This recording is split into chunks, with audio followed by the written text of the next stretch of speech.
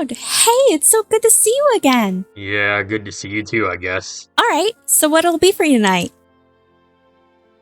I'll take some spin-offs, please. I'm sorry, what was that? Tifa, I just want a bunch of spin-off games revolving around my game, Final Fantasy 7. Can you give me that? Cloud, I have no idea what you're talking about. Tifa, I just want to have a game where I can drive a goddamn motorcycle. Is that too much to ask for? Cloud, you're making no sense at all right now. Are you okay? Do you need to see a doctor? I'd also love to have a spin-off involving a vampire-looking emo guy who's dealing with severe trauma over a chick he used to simp for. I think you've officially lost it. You're talking like a crazy person. You want to know what's really crazy? The fact that our lips are not in sync to what we're saying right now. Wait, are you breaking the fourth wall right now? Forget the fourth wall, Tifa. Give me an order of bizarre spin-off games, please. Oh, and a lame movie where everyone is emo. Cloud, what the are you talking about? Oh my god, you're so confused. The art style changed! Final Fantasy VII is one of the greatest video games of all time. If you thought Fast and Furious Showdown on the Wii U was good, then you'll love this game even more. This JRPG was a massive success and stood the test of time throughout gaming history. What started out as a pretty niche RPG game series became a revolutionary series with great storytelling, amazing graphics, and amazing characters. I mean, just look at these hairstyles, they're unbelievable! The game series truly got popular in 1997 when Square released Final Fantasy VII on the PlayStation 1. What was especially cool about this game was the fact that it was such a huge game that it required 3 discs to run. It was also the first game in the series to use 3D graphics, and it was also the first game in the series to release on a PlayStation platform, with the 6 games before this being released on Nintendo consoles. I think there was a rumor stating that Final Fantasy VII was supposed to come out on the N64, but I don't know if it was ever true or not. This game was also what made the series more popular anywhere outside of Japan, and without it being around, RPGs might not nearly be as popular in modern times. FF7 was also way different from the other 6 games, with it being more of a science fiction type of game rather than a medieval fantasy. Its unique and amazing characters were also way better, and it had actual names and distinct personalities.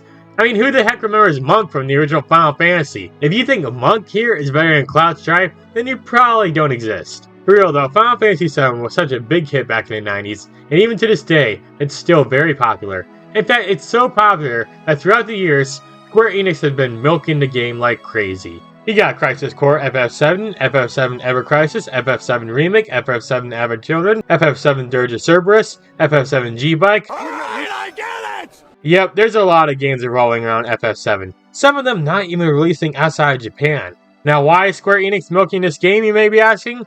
Because money! I mean, if one game is so popular, then why not make a bunch of spin-offs on it? I mean, who cares about Final Fantasy 16 when Final Fantasy 7 Culinary Arts comes out? Now, recently Square Enix released FF7 Ever Crisis, which is a compilation of several Final Fantasy 7 games, remade for mobile devices. And FF7 Rebirth is coming out early next year, so as of now, Square Enix has no plans to stop milking this game. Just like Atlas with Persona 5.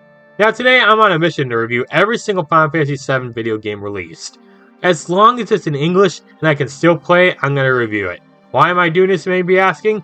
Well, why the heck not? Now, I'm only going to be talking about video games that are themed around Final Fantasy VII. I will not be talking about any of those games that have crossovers with FF7 characters in it, because that would just be way too annoying to talk about all of those. I also will not be talking about Advent Children because that's a movie, not a game, so yeah. Also, I will not be talking about FF7 Rebirth or FF7 Remake Part 3, because at the time of making this video, those games are not out, so yeah. Also, I thought it'd be cool to do this for my 100th review video, so without further ado, let's check out all the Final Fantasy VII video games. Of course, we gotta start off where it all began, with the original Final Fantasy VII game on the PlayStation. Now, I talked about this game so many times before on my channel, so I'll try to keep this portion of the video short. Besides, you're probably watching this video because you want to see me talk about the more obscure spin-off games. Now, if you know me at all, you'll know that Final Fantasy VII is one of my favorite games of all time. Now, I didn't really have a PlayStation growing up, I was always a Nintendo kid, but eventually I got to play this game on my family's old laptop, and boy, I will tell you, I loved this game so much. The gameplay was fun, the story was epic and had so many great moments, and the music was so amazing. Sure, the story can be a little confusing at times, I'll admit it, but it's still very enjoyable. The story revolves around the character Cloud Strife, who is an ex-soldier who gets pulled into a job to destroy a Shinra Mako reactor because Shinra is destroying the planet and draining its life force. He works with the organization Avalanche, who is led by Barrett Wallace, and they plan to stop Shinra from hurting the planet. You see that guy littering right there? I think he's a Shinra supporter. Along the way, we also meet Cloud's childhood friend Tifa, who is also working with Avalanche, and later we meet a florist named Aerith, who is actually the last remaining ancient alive. Who are the ancients, you may be asking? Well, to keep it short and simple, they're a race of people from long ago who have the ability to interact or talk to the planet's livestream. If you want to know more about them, just play the game, or visit the Wikipedia website. Later, Aerith gets captured by Shinra, so Cloud, Tifa, and Barret go to Shinra headquarters to rescue her. But then they fail and end up getting captured. However, when they wake up later, they find that their cells are open and all the guards are dead. Along the way, they also met a talking lion-like creature called Red 13, and he joins the party. The gang then finds President Shinra dead, and it turns out he was killed by a man named Sephiroth, who Cloud knows from his past. The gang then leaves Midgard and goes on an epic journey traveling across the world to find and stop Sephiroth from destroying the planet. They also meet some other characters along the way who join them on their quests, and wow, do I gotta say, the cast of characters in this game is wonderful. Everyone here just feels so unique and interesting. I mean, name another video game character who yells at you to drink your goddamn tea. Shut up! Sit down in the chairs and drink your goddamn tea! The game also has one of the saddest deaths in gaming history, with Aerith dying later in the game. This death made an entire generation of gamers cry. I mean, if her death even made Batman himself cry, then you know it truly was sad. As for the gameplay, it was really fun. Just like the other games in the series, this game also has turn-based combat. You can do standard attacks or use materia to do elemental attacks. Each character has a time gauge, and when it becomes full, you can input a command. You can set certain commands up for characters so that they can do all kinds of things in battle. You can also use items in battle and summon monsters to help you out. There's also this feature called limit breaks, which are powerful attacks or stat boosts that help you out in battle. That's pretty much how the combat works in this game in a nutshell. Now, this game does have random enemy encounters, and I'm sure you all know how much I hate random enemy encounters.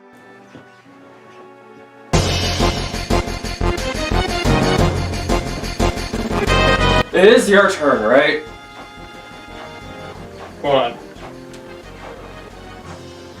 Yeah.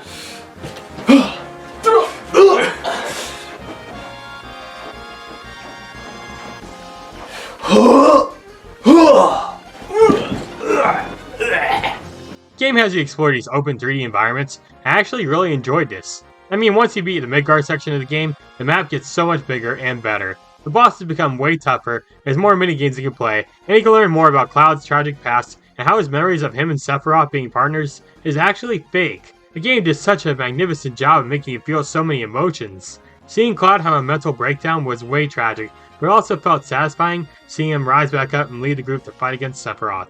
Speaking of Sephiroth, wow, is his final boss battle amazing. Fighting him in his final form as One Wing Angel plays in the background is amazing. Then there's Supernova, which is Sephiroth's most deadly attack that can deal a ton of damage and causes random side effects. But the craziest part about this attack is that it takes 2 whole minutes for the animation of it to finish. And he can do this attack more than once, so there's a chance during this boss that you have to watch a 2-minute unskippable cutscene several times during this battle.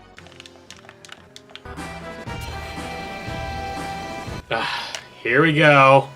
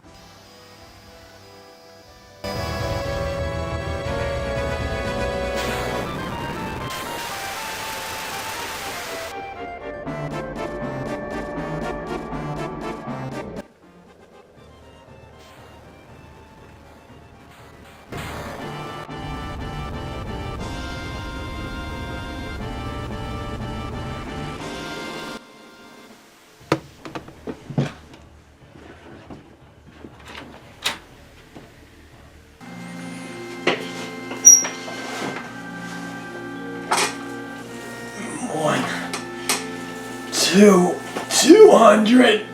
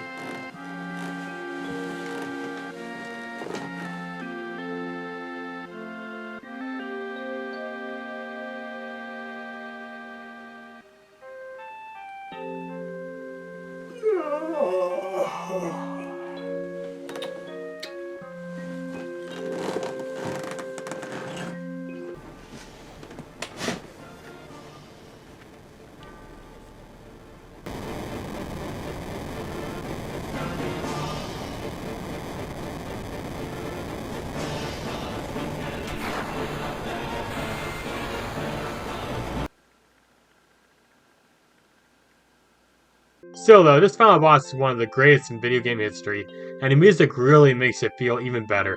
Speaking of the music, wow is it amazing here. Honestly, this game is one of my favorite video game soundtracks of all time.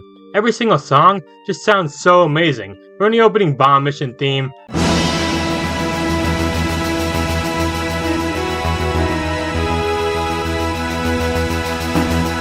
to the battle theme,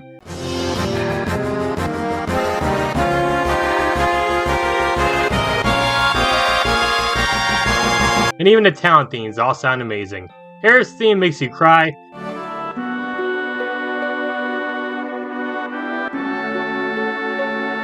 Tifa's theme makes you feel relaxed,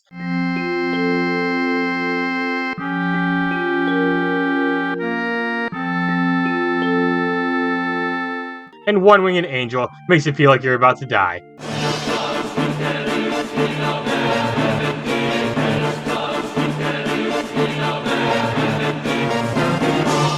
Now, so far I've been talking about all the positives on this game, and you're probably wondering, what are some of the negatives? Well, for one, the story does have some plot holes, and it can be very confusing to follow along with at some points. Now, Square Enix released some spin-off games to help fill in those plot holes, but we'll talk about more of those games later.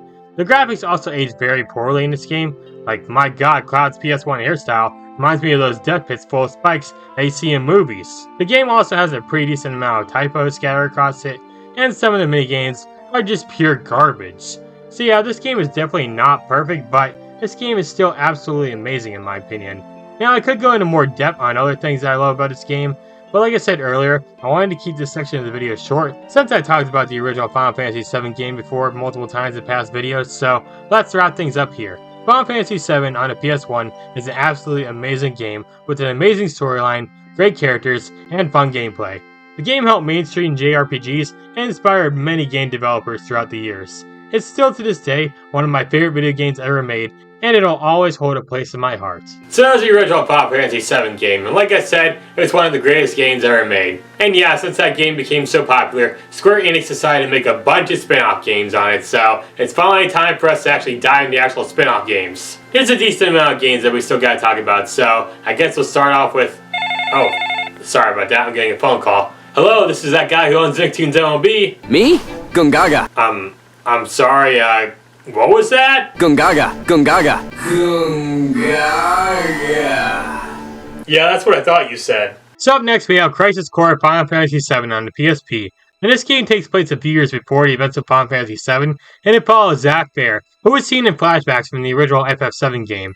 Zack was Cloud's friend and mentor, who died in battle and passed on his sword to Cloud. But since Cloud had Mako poisoning in him, over time, he forgot about Zack, and his memories became corrupt, with him thinking that he was Zack during his time working with Soldier. This game helps fill in some of the weird plot holes from FF7, like for example, it goes into more depth on what really happened during the Nibelheim incident.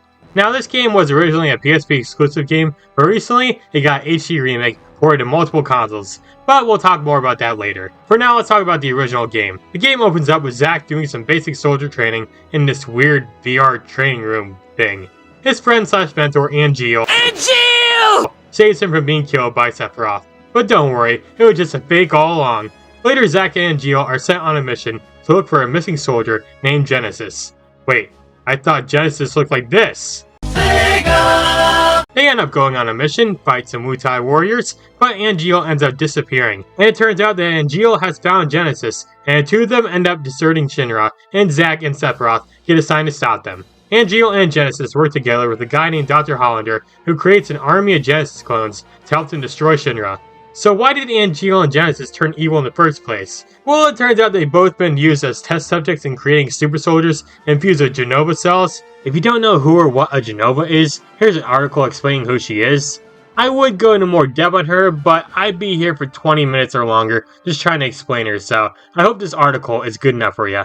Besides, if you're watching this video, then you probably already know who Genova is. Zack eventually finds Angeal, and now he has a wing. For some reason. Before Zack can get some answers out of Angeal, he knocks him down into the slums of Midgar, and he wakes up in a church, where he meets Aerith. The two start to develop a romantic bond throughout the game, and it's honestly very cute. As for the rest of the game's story, oh boy does it get confusing. I know a lot of people love this game's story, and while I do enjoy a lot of portions of it, I also find it very frustrating.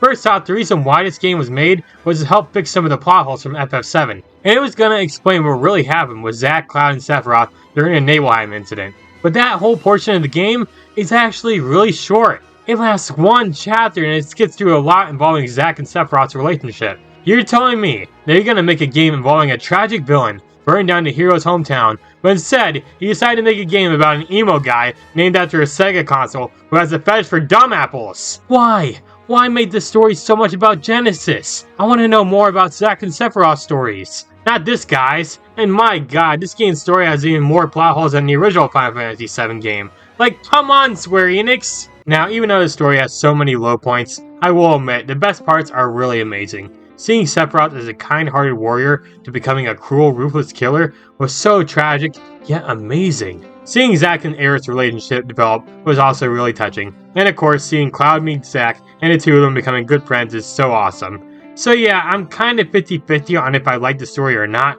but enough about the story, let's discuss the gameplay. Now, there's a decent amount of stuff that I want to talk about involving the gameplay, but I'll say this, I enjoyed it for the most part. So how the game works is that you play as Zack and run around some open linear areas where random enemies will spawn in and attack you. Every time a battle starts, the announcer lady will say, "Activating combat mode." And yeah, this happens during battle every single time. And it gets a little annoying after a while. Activating combat mode. Oh shit, not again! During battle, Zack can use basic sword attacks, use spells, use items, and block as well as dodge attacks. He can equip up to 6 materia at a time, and they all give him special attacks and magic spells that deal a ton of damage, heal, etc. You can also fuse materia to make powerful versions of it, which is really cool. But one of the most unique features about this game is the slot machine mechanic. This mechanic is called the Digital Mind Wave, also known as the DMW, which has 3 spinning slots ranging from numbers 1 through 7. They all feature pictures of the main characters in the game's story. After a bit, the DMW will stop spinning, and if you have 3 matching characters/numbers, then you get rewarded with a limit break. You also have a chance for your materia to power up if you get 2 matching numbers. Also, if you're lucky enough to get 3 7s, then Zack will level up, which is nice. Every time you use a limit break, you'll get to see a cutscene with Zack having a flashback involving whatever character he left on, and then he uses his limit break to either deal damage or heal. It's a pretty interesting gimmick, but it does rely heavily on RNG. I'm also not really the biggest fan of having to get a 777 in order to level up, because it all depends on luck rather than just fighting a bunch of enemies to get XP. Sometimes I leveled up quickly, sometimes it took forever to level up, and that frustrated me a lot. Now, as you play on through the game, you unlock a bunch of side missions, where you can complete tasks to get rewards like materia or items, and you also have a chance to fight bosses, and when defeated can be summoned in battle later on, like the Ifrit.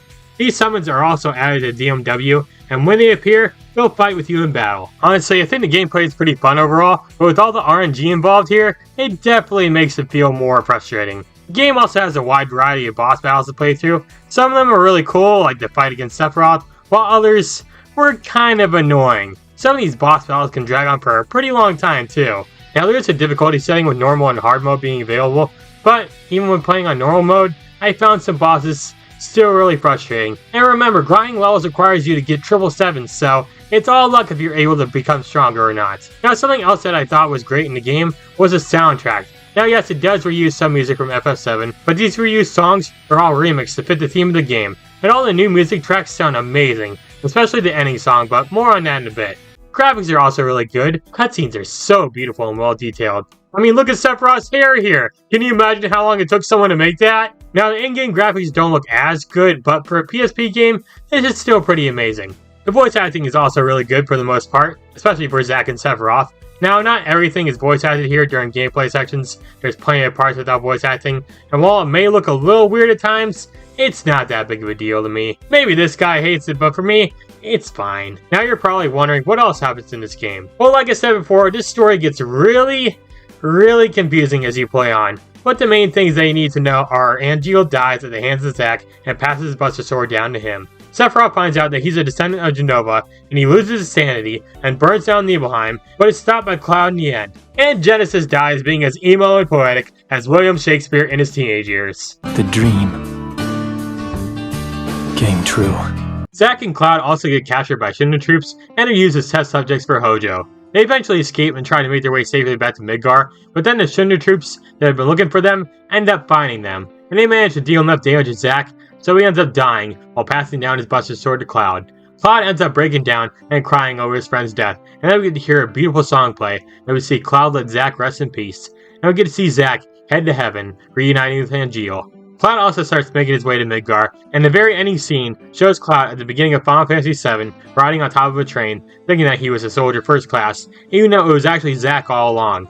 Yeah, the Mako poisoning didn't do him well. This whole ending is honestly really sad, but amazingly beautiful, and that song that plays after Zack dies is so beautiful. The lyrics are in Japanese except for this part that says why, but something funny that I want to mention here is I originally thought instead of saying why, they said waha, and then I instantly thought of Waluigi singing this song.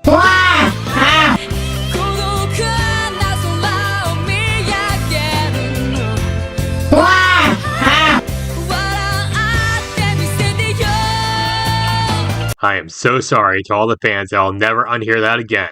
So in the end, I thought Crisis Core Final Fantasy VII was a pretty decent game. Now yeah, I had a lot of complaints about this game, but even still, I enjoyed it a decent amount. Is it the best game ever? Heck no! But it really made me appreciate characters like Zack and Sephiroth way more. Yeah, the story was confusing as me trying to learn a new cooking recipe, but even that didn't stop me from enjoying this game. Alright, that's 2 down, which means I only got, let's see here, add that, subtract that, carry the 1, a bunch more to go. So this next game is kind of a weird one to cover. You see, the game that I wanted to talk about is this game called Before Crisis, Final Fantasy VII. This game was a game that revolved around the Turks, and it took place before the events of Crisis Core. Oh, so that's why it's called Before Crisis. I get it now. So why is this game weird for me to cover? Well, here's the thing. This game is a Japanese exclusive game that was released for the Japanese FOMA mobile service. You're probably wondering, what the heck is a FOMA? Well, I'll say this, it's definitely not that stuff you find on Amazon. The FOMA is a flip phone that was available in Japan. Yeah, people complaining about mobile games today probably never seen how weird flip phone games were. Fun fact, you can actually see Cloud use a FOMA flip phone in Advent Children. I just thought I'd point that out. You guys see flip phones are making a comeback? Hey, maybe that means we'll get a port or a remake. So yeah, this game was only available on a flip phone in Japan. After checking out some of the gameplay online, I gotta say, it doesn't look that great. I mean, yeah, I don't expect a game made for flip phones to be very good graphically, but even the gameplay looks boring. Now, obviously, I had no way to play the original version of this game. I mean, do you really expect me to go all the way to Japan to find a discontinued phone just so I can play a discontinued game where I can't even read the language in it? Where's the flip phones? Apparently, there were some rumors back in the day that this game was going to get a 3DS remake, but obviously that never ended up happening. So yeah, playing this game in modern times is nearly impossible. Yeah, I said nearly impossible. You see, a few years ago, this fan right here remade Before Crisis, an RPG maker. I got to play it and it was alright, I guess. The remake's graphics look a lot like an NES game, but they still look a tad better than what they used to look like on a flip phone. What's especially cool about this remake is that it has all 24 chapters and epilogues that the original game had. Although there are a few side story special episodes that weren't included, but that's okay. And everything in this remake is translated to English, which is so nice. Honestly, the game's story is pretty much why people even wanted to play this game in the first place. The game's story follows several of the Turks who fight against the terrorist organization known as Avalanche. You know, the organization that's run by Barrett in the future. Avalanche! Throughout the game's story, the Turks are trying to stop Avalanche's plans on destroying Shinra. They at one point try to kill President Shinra, but that fails, so they end up trying to use a Mako cannon to destroy Midgar. In order to try and stop Avalanche, the Turks go around and try to find candidates to join a soldier program. The main Turk you play as is a woman named Shotgun. Hey, that's my favorite thing to say when I'm entering a car. I call Shotgun! But you can name her anything that you really want to. She's a rookie Turk who works together with other Turks, such as Reno and Rude, and they travel across Midgar to stop Avalanche. Like I said earlier, this game has 24 chapters, and I'd rather not discuss everything that happens in the game's story. So let's talk about the gameplay for a bit. The fan remake starts off by just immediately throwing you into the gameplay here, which is cool and all because I can just jump right into the gameplay, but at the same time, what on earth is happening here? Why the heck are those guys walking around like that?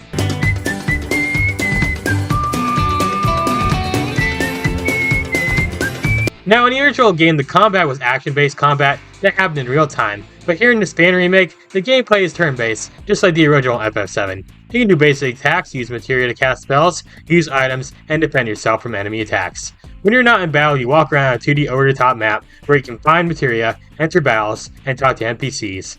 It's a pretty simple game overall, really, but in all honesty, the gameplay was kind of boring to me. I get that some people like playing through the original game, but I feel like mainly the reason people liked it was for the story alone. The combat just felt kinda slow and frustrating at times, plus the game's story can get pretty confusing as you play on, just like every single Final Fantasy game ever made. Also, I noticed while playing through this remake that there's a lot of typos, like this one where the president says, "The public is in our side." The public? Is that you? No wonder my sides have been hurting so much! The game does have a nice anime opening cutscene, and the character icons look cool. It's also cool that in both the original and the fan remake, that you get to see characters like Cloud, Sephiroth, and Tifa, but even still, I found this game to be pretty boring. Now Square Enix has stated that it will be bringing Before Crisis to the new FF7 Ever Crisis mobile game, sometime in the future, so hopefully that plays out better. So yeah, overall I thought Before Crisis Final Fantasy VII was an okay game, but not very memorable at all. Plus, I was playing through a fan remake most of the time, so I didn't really even get to experience the original game that well. I just wonder, why the heck would you just make a game like this and just have it on a flip phone of all things? So yeah, that was Before Crisis Final Fantasy VII. It was an okay game at best, but really just putting it on a mobile device just kind of killed it in general. Plus, like I said, I was playing through a fan remake of it because I couldn't play the original, so even the fan remake was just okay. So our next game is a little bit of a weird one, to say the least. This next game involves everyone's favorite vampire-like emo guy who loves Valentine's Day,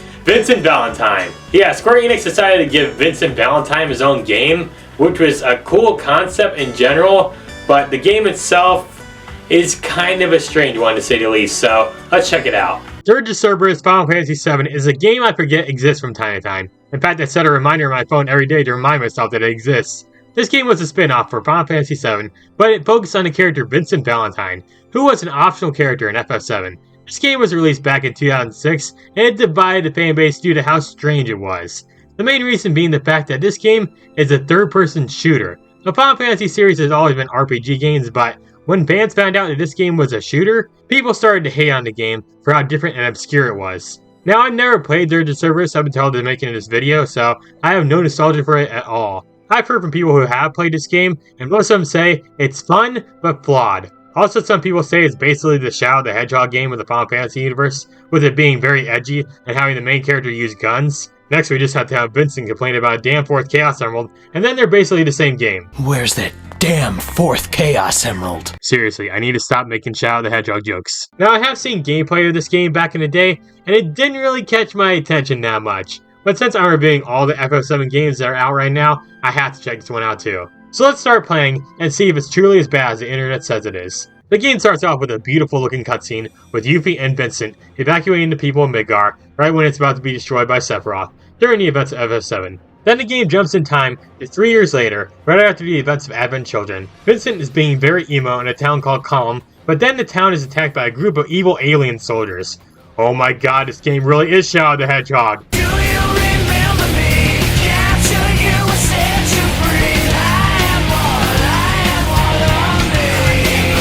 These soldier creature things start attacking the townsfolk, so now it's up to Vincent to save them. So it's finally time to start playing the game. Now this game plays very similarly to those Unreal style arcade games, where you go from point A to point B and shoot some enemies. You also move across a linear path to multiple levels, shoot bad guys in the face, pick up cases that contain items or ammo, break boxes to get money, and save townsfolk from danger. Pretty simple and straightforward really. This game has an auto-aiming feature too. Just aim the crosshair near an enemy and it will automatically shoot them down. This game's a third-person shooter, but can actually be played in first person. Well, come on, nobody wants to do that when they have this gorgeous man on their screen. There's 3 types of gun brands to choose from here. There's a 3-barrel handgun known as Cerberus. Oh, so that's where the Cerberus name comes from in this game. I thought we were actually going to see a 3-headed dog or something. There's also a rifle called Hydra and a machine gun called Griffin. Wow, this game sure loves its mythical creatures. There's also different barrels you can have that come in short, regular, and large sizes, which all have their pros and cons, like the long ones letting you shoot down enemies from far away, or reducing Vincent's speed. There's also some accessories that you can obtain, and you can attach them to your gun that'll do stuff like buff your defense or increase your speed. You can also use materia that give you magic shots that deal great damage to enemies. And then you get Vincent's limit break, where he transforms into a Galleon Beast, just like how he did in the original FF7. In this form, he becomes way more powerful and can wipe out enemies way more easily. He does also have a second form called Chaos, but that's only available at the end, so who cares? So what are my thoughts on the gameplay so far? Well, honestly, I think it's pretty fun. Yeah, sure, it's pretty repetitive, but the controls in combat play so well together. Unlike controlling Shadow and Shadow the Hedgehog, Vincent's movement here is very smooth and responsive. Throughout every level, you'll come across these things called Maka points that can power up your materia in battle, which is very helpful. And you can even find some vending machines where you can buy items and ammo. Beating enemies gives you XP, and once you beat a stage, you can choose to use that XP to either level up, increase Vincent's stats, or convert it all into gil to purchase things. Then there's the boss battles, and I gotta admit, they were pretty fun to fight. They all feel very different and unique from each other, and I love that you get to use the environment around you to protect yourself against their attacks. Though I will admit, some of these so-called boss battles felt more like tougher enemies than actual boss. Some of the battles didn't last very long at all, while some others drag on for a really long time. Still, I found most of them pretty enjoyable. Now, I've been talking a lot about the positives on this game, and you're probably wondering what I don't like about this game. Well, for one, the game does start to get kind of boring after a little while. Now, yeah, earlier I said the gameplay is fun, but it's so freaking repetitive constantly walking forward and shooting some enemies running at you. Walk forward, shoot some enemies. Walk to the left, shoot more enemies. Walk to the right, eat some Wendy's. Oh, and shoot some more enemies. This is the entire game in a nutshell. Plus, a lot of the levels look so similar to one another that I thought I hit the restart button by accident after beating a level. And the level design is just so basic and boring most of the time. Ho ho ho, I'm walking down a dark alley. This is like the 17th one I've seen in this level. How cool! And then there's a story. It's alright, I guess. It's cool learning more about Vincent Valentine's past, but it can be pretty confusing to follow along with what's happening in the game's story. Plus, the new villains in this game are the most generic villains I've ever seen. They're just some edgy villains who are all like, "This world needs cleansing. I will destroy all the humans because I don't like them." And the game has such a big focus on these generic villains that it kind of frustrates me. I think if the game's story were more focused on Vincent as a character, then it would have been way more interesting. The characters that return from FF7 are all really great, but we just don't see them nearly enough. Like, we barely even see our boy Cloud at all in this game. I get it, this is a game about Vincent, but can we at least have the OG team be more involved in the game's story? Alright, so those are the main things I didn't like about the game, but let's talk about a few more things before we wrap up this portion of the video, shall we? Graphics in this game look amazing. The CGI cutscenes are so well detailed. You can stare at Vincent's hair and get overjoyed. Holy shit, he's not bald! Now, the in-game graphics may not look as good or well detailed, but for 2006 on the PS2, these graphics are revolutionary. Compare these graphics to something like Celebrity Deathmatch and you can clearly see how amazing they are. And then there's the voice acting. Most of it sounds really great, especially for Vincent, though not everyone sounds amazing. Then there's the music, and it's okay, but pretty forgetful really. Honestly, couldn't name a single non-reused song in the game because they were all pretty generic and lame. So yeah, Dirge of Cerberus FF7 had a lot of stuff that I didn't like, but at the same time, I did have some fun while playing through it. I can't call it a good game, but I also can't call it a bad game either. It's the very definition of an average game. If the levels had more going on in them other than just shooting, and its story was a little bit better, this could have been one of the best spin-offs in the entire Final Fantasy series. But in the end, it was a pretty enjoyable game, but pretty forgetful overall. So that was Dirge of Cerberus FF7. It's a game that exists, and it's enjoyable, but it's also kind of forgetful at the same time. But I do feel like people hate on the game a little too much because it's really not that bad. So the next game we're going to take a look at is a really strange one. But that's not saying much considering all the other games we looked at so far have been kind of strange in their own ways. But this game is especially strange because it has motorcycles in it. Is Cloud going to be part of a biker gang now? Oh yeah, but before we jump into that game, let me just talk about another game real fast. Now apparently there was this game called Final Fantasy VII Snowboarding that was released back in 2005, but I could not find any information on this game anywhere on the internet. I didn't even know this game ever existed, to be honest. And this game did have a North America release, but I could not find any information on this game. Only thing I could find was this really cheapy ass looking gameplay footage, and it looks terrible. The game ended in 2008 really, so who really cares about it nowadays, but still, it's still considered a Final Fantasy VII game, so yeah. It exists alright. I mean, Wikipedia doesn't have an article for it anymore. So the next game I want to take a look at is this game called Final Fantasy VII G-Bike. Take the letter G and a bike, put them together, make a baby, and bam, you got this game. Now this game was another Japanese exclusive game that was released in 2014 for mobile devices. Yep, that's right. This is another Japanese exclusive game for phones, but this time around it wasn't a flip phone game. No, it was an iOS/Android game. It was a game where you played as Cloud and rode a motorcycle through a bunch of stages and killed some enemies with some boss battles happening every now and then. This game came out in Japan in 2014, but ended up getting shut down in 2015, so I never really got to play it. Heck, I didn't even know this game existed until I started making this video. When this game came out, it got a lot of mixed reviews from fans and critics. Now this game was basically a minigame remake of the motorbike minigame in the original Final Fantasy VII, and Square Enix planned to make other mobile game remakes of other minigames from the OG game. Wow, can you imagine a remake of that CPR minigame? Now that would have been hype, am I right?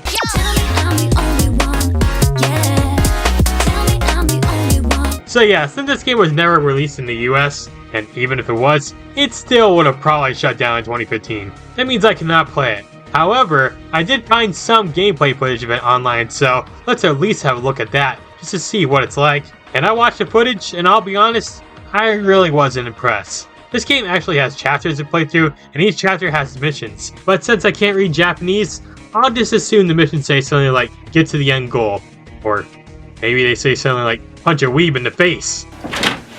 Hi, I'm a weeb. So the game plays a lot like the motorbike minigame in OG FF7, but the graphics are way better here. At the bottom of the screen, you have a speed meter that determines how fast you're going, and it increases over time. There's 4 speed meters in total, and after one fills up, you'll get a small buff, like attack up, defense up, etc. This little bar at the top shows you how close you are to the goal, this circle thing shows how close you are to having your limit break, and this represents your materia that you can use to attack enemies. In stages you'll fight a bunch of enemies, and you can use Cloud's sword to attack. As you're playing through the stage, you'll come across some obstacles that you have to jump over and avoid. The game also contains some boss battles that you can play through, but from what I've seen of the gameplay, it looks like all the bosses are just returning ones from FF7. You fight them in a motorcycle, whoa! Once your limit circle is full, you can unleash a powerful attack, and you can even have another character help you out during the attack, which is cool. Once you clear a mission, you'll be given a rank based on how well you did, and your profile will get XP and you can level up. You also get some gil as well. You can also play a gold saucer minigame, which you'll randomly get a prize. Again, I can't speak Japanese, so I can't tell what some of these prizes even are. And honestly, I don't have much more else to say about this game. Again, this isn't my footage and I was never able to play the original game for myself, but from what I've seen, the game looks okay at best. The track design is very dull and bland, and the gameplay doesn't look that fun. The visuals and music are pretty good, but other than that, this game is pretty forgetful, which explains why it was shut down in the first place. Remember people, don't ever trust mobile games. They shut down constantly and will never give you your money back. Why the fuck you shut down Moe Ninja Girls RPG? Alright, so next game we're going to take a look at is... Ooh, I'm a scary ghost, and I'm here to stop you from making this video and ruining the timeline. Woo! And why should I listen to a fake ghost who's got a ReZero blanket on his body? This blanket was on your bed, you fucking weeb. Boobies, woo! Oh, why do these ghosts exist in Final Fantasy VII Remake? Up next, we're going to take a look at Final Fantasy VII Remake. Now, Square Enix was planning to remake FF7 for many years, but wow, did it take a long time before it finally came out. A remake of this game was hinted at back in the mid-2000s, but it wasn't until 2015 where we finally got a teaser trailer for the game, and the trailer was so hype and awesome. Then we didn't get any news on the remake for several years. Fans were pretty pissed on not getting any updates for the game, and a lot of people started to believe that the remake got cancelled. But finally in 2019, we started getting actual updates on the game, and finally in April 2020, the game was released. However, this so-called remake was only a small section of the original game. It only contained the Midgard part of the game, which is only the beginning portion that lasts around 6 hours in the original FF7.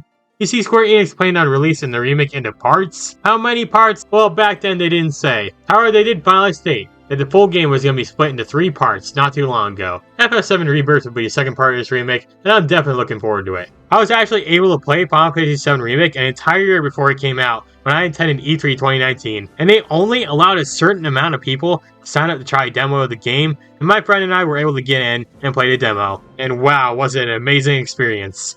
Too bad they forbid us from recording anything. Back on topic here, there was a ton of hype for this remake, and it finally released for the PS4 in 2020. And it sold really well.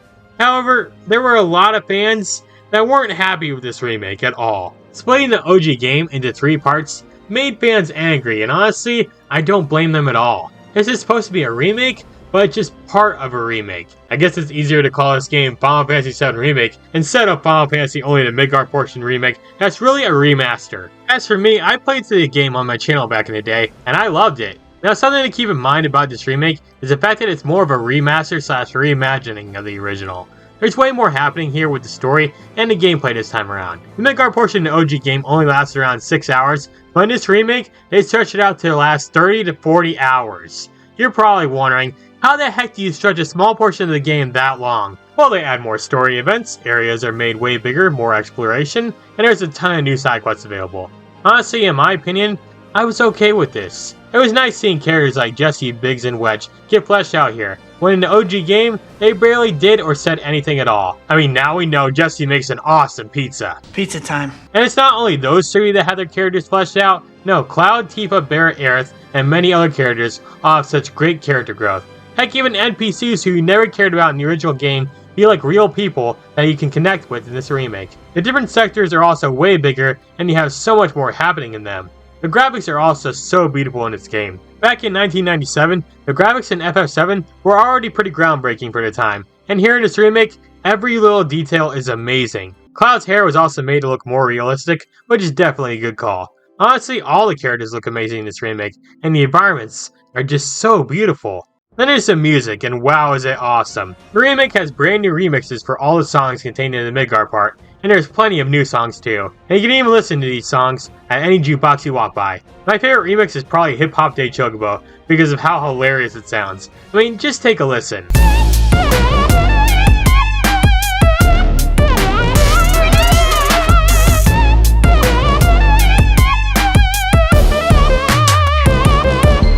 Alright, so now let's go ahead and change gears here and talk about the combat, shall we? Now, the combat in this game is way different compared to the original. This time around, the combat happens in real time with using the square button to attack. However, you also have a commands menu where you can use the materia and other special attacks. You can use the D-pad to switch between your party members, and you can have up to 3 characters at a time in your party. Once you're done with the fight, you'll automatically be playing as Cloud again, which does kind of suck because I love to walk around the map as other characters, but whatever, it's fine.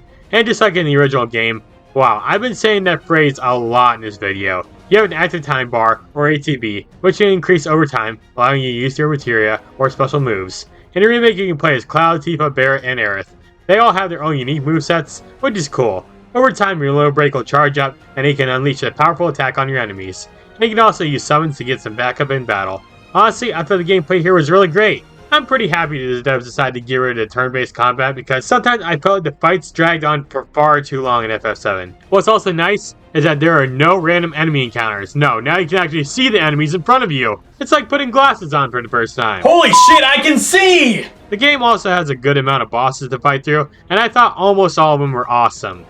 Yeah, I said almost because fuck the Hell House! This stupid boss can kiss my ass. It's so frustrating when it puts a stupid shield up, and when it eats your teammate, it's really annoying to get them back. And it charges at you constantly and deals so much damage. Okay, sorry about that, but like I said, the bosses were pretty fun to fight. We even get to fight Sephiroth at the very end, and wow was it cool. You even get to hear a new remix of One Winged Angel, and it sounds amazing.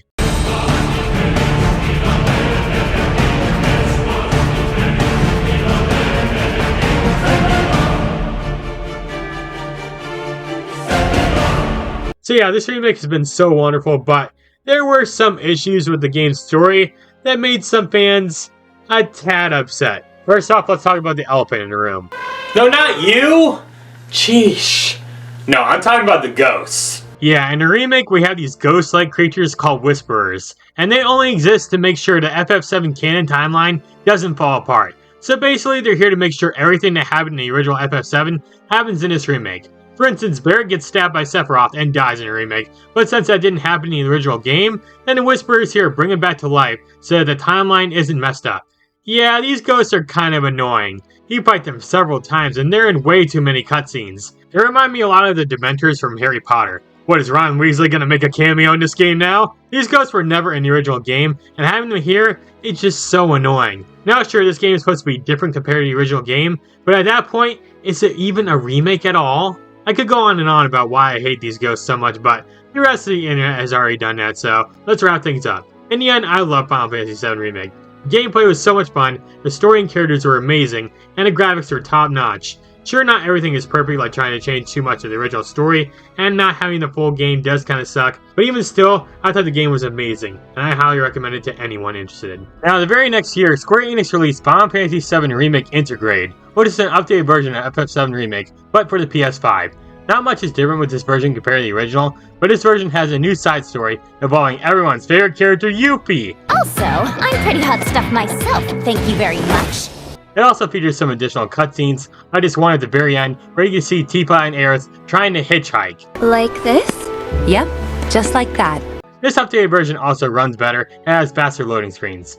But if you already have FF7 Remake, then you really don't need this. Sure, the Yuffie side story is cool and all, but paying $70 for this game isn't really that worth it if you already have the PS4 game. At least, that's what I think.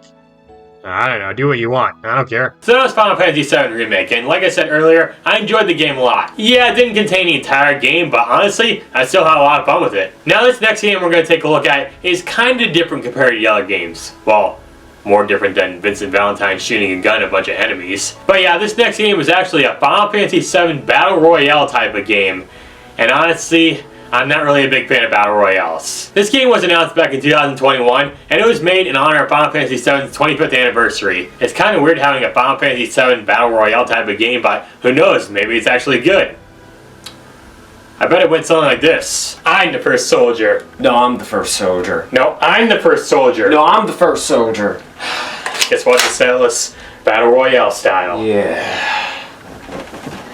No, not like that! So, real talk here, I never actually played Final Fantasy VII The First Soldier. Honestly, when this game got announced, I couldn't care less. The idea of a Battle Royale Final Fantasy game sounds a little odd, but it did have some potential, believe it or not. Here's the thing though, this game takes place 18 years before the events of FF7, and because of this, it doesn't include any characters from the original game. No Cloud, no Tifa, no Leslie! How could they forget Leslie? Got no need for pretty boys here. Now this game had a whole new lineup of characters, and I don't remember any of their names. This game was supposed to show the first ever soldiers from FF7 training in a virtual reality simulation. With every match having at most 75 players, only the last one standing will become a soldier. Sounds simple, and yes, it is. But wow, was this game a letdown to so many people. This game was more of an approach from Square Enix to get Battle Royale fans to try out the Final Fantasy series.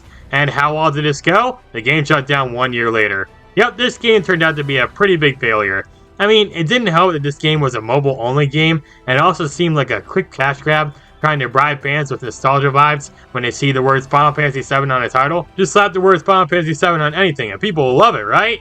Honestly, if I was ever going to make a Final Fantasy Battle Royale game, I wouldn't restrict it to just FF7.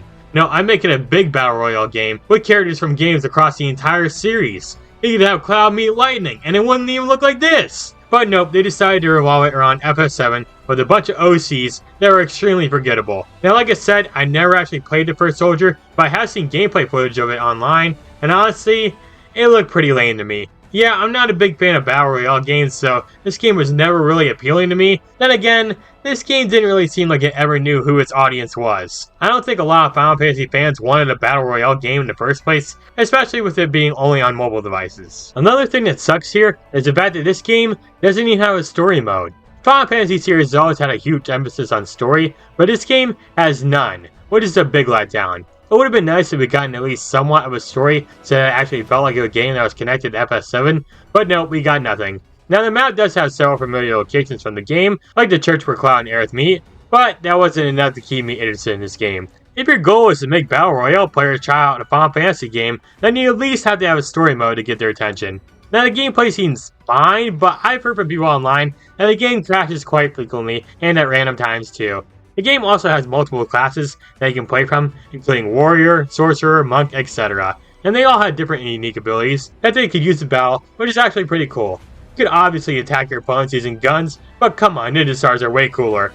You could even ride a Chocobo across the map, and Chocobos could even breed, which increases their stats. And since this game was free to play, that meant it had a lot of microtransactions. And y'all know how much I hate microtransactions. Apparently this game had an ambassador program that let you send clips and screenshots to help advertise this game, but that didn't work out too well, did it? However, Square Enix technically kept the game alive when they added it to the new mobile game Final Fantasy Ever Crisis, but it's basically a completely different game now, and we'll talk more about that game in a bit. So overall, Final Fantasy VII The First Soldier was an utter failure of a game. I don't know why Square Enix didn't bother trying to make a Final Fantasy Battle Royale game, plus it died so quickly that I felt like an utter waste of time and money. Heck, when I told my friend about this game the other day, he admitted he never even knew it existed. And he actually likes Final Fantasy. That alone tells you that not many people really care about this game. So may the original game rest in peace. Well, that game was something. I don't know what it was, but it was something, alright. So the next game we're going to take a look at is another remake. We're going to go and take a look at the Crisis Core remake for all modern consoles, so let's check it out. Up next, we're going to take a look at Crisis Core Reunion, Final Fantasy VII. This is a remake of Crisis Core on the PSP, but for all modern consoles. Yes, even for a Nintendo Switch. Can you believe it? So this remake is very similar to the original game, but the main things that are outdated are the graphics and the combat. The in-game graphics are way better looking compared to the original in every way. There's way more detail in that one string of hair than there ever was in the Rise of Khan game.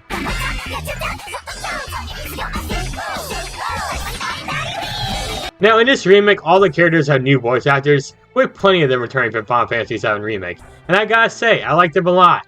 Well, except for Zack's new voice. I don't know, maybe it's just me, but I don't like Zack's new voice. It sounds kinda high-pitched and nerdy. I mean, let's watch everyone's favorite scene in the game and compare the voices. Me? Gungaga. Me? Gungaga. Yeah, I definitely prefer the original voice here. And like I said, everyone else sounds good in this remake. It's just Zack's voice that sucks. Now, I've already talked about the game's story earlier when talking about the original game, so let's talk about all the new stuff that this remake has in it. Let's start with the game's combat. Combat's pretty similar to FF7 Remake, with you being able to do attacks in real time, and you can even use materia to cast spells that can wipe out enemies. The game has way more materia that you can collect compared to the original. Most of the rare materias are retained by doing quests, and you can equip up to 5 materia. The DMW also returns again, and it's very similar to how it was used in the original game, with you getting 3 of a certain character in a row, giving you a limit break. What's also nice about the DMW in this remake is that when you get a jackpot, the gameplay won't be stopped like it was in the original game, and you can save your limit break if you want to use it later in a fight. You can even skip the cutscenes here too, which is pretty nice. Once you get the Buster Sword later in the game, you unlock an ability called the Buster Sword Stance, which is a new feature that wasn't present in the original game, and it's a pretty good move that will help you out in combat. Camera is also way better in this game compared to the PSP game. Other than that, there's not much new stuff here that wasn't already in the original game. It mainly just fixes some of the nitpicks fans had of the original game, and gave us plenty of quality of life improvements. In my honest opinion, I thought this remake was better in the original game. Sure, they didn't change much, but the combat is way better overall, and the modern graphics really help make the remake feel superior in every way. Though hearing Zack scream Angeal in his new voice is pretty annoying. Angeal! Alright, so we got one more game to talk about here today. We're going to go and talk about Final Fantasy VII Ever Crisis. This game was released pretty recently, and it's supposed to be a compilation of all the Final Fantasy VII games in one big mobile game. Unfortunately, not all the games are available right now at the time of making this video, but later on in the line, we're going to have even more Final Fantasy VII games ported to it, so hopefully they turn out good. Given the fact that this game has a lot of gacha mechanics, it could be kind of bad, but who knows, maybe it's actually good, so let's check it out. So, Final Fantasy VII Ever Crisis is a mobile game remake / compilation of several games in an FF7 compilation. As of right now, at the time of making this video, it has 3 games so far, including Final Fantasy VII, Crisis Core FF7, and Final Fantasy VII The First Soldier. In the future, they plan to release other FF7 spin-offs in this game, right before Crisis, Third to Cerberus, and they even plan to make Advent Children into a game, which is crazy. It'll still probably be just as boring as the movie was.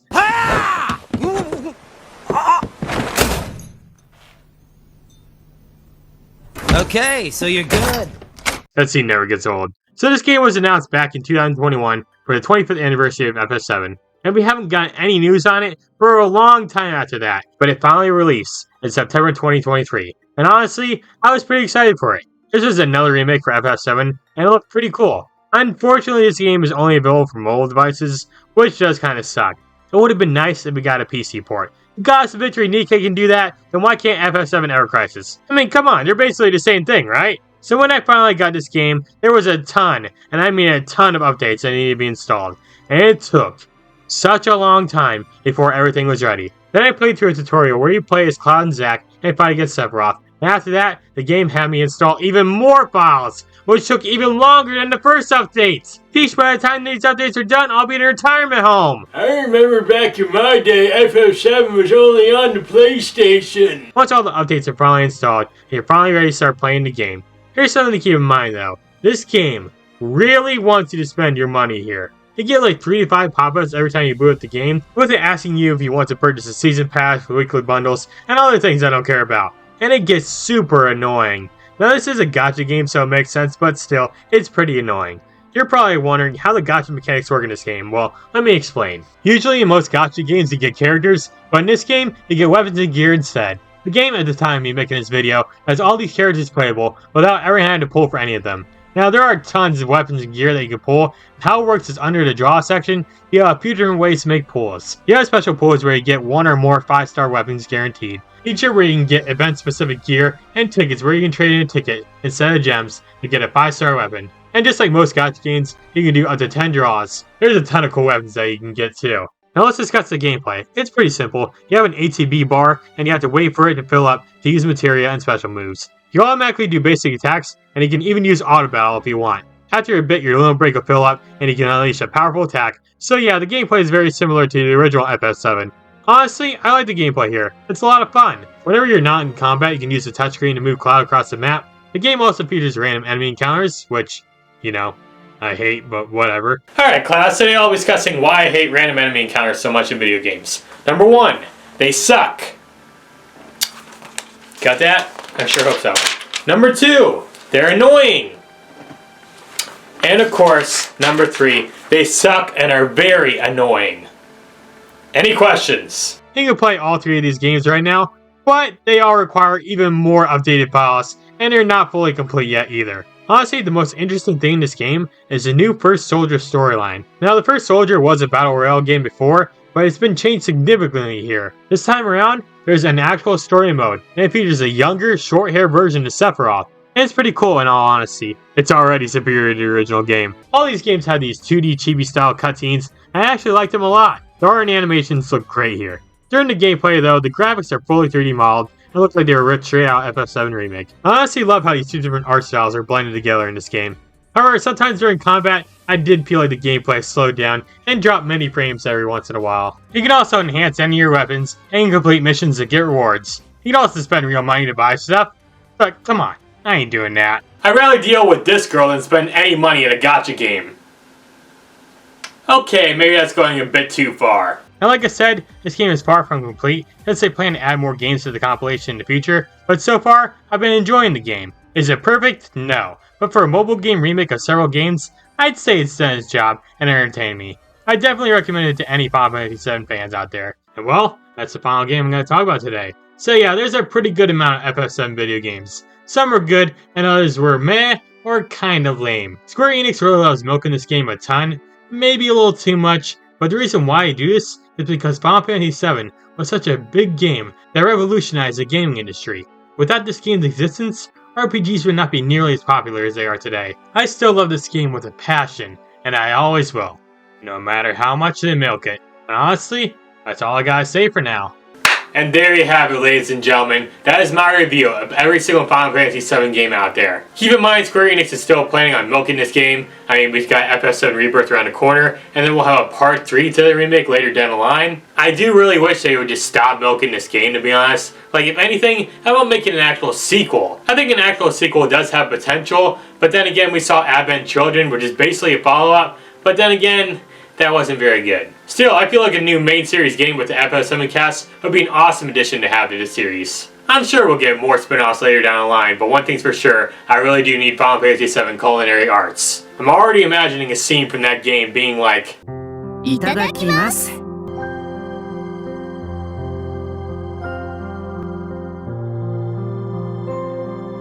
こうして一緒に作って食べる料理は最高ね。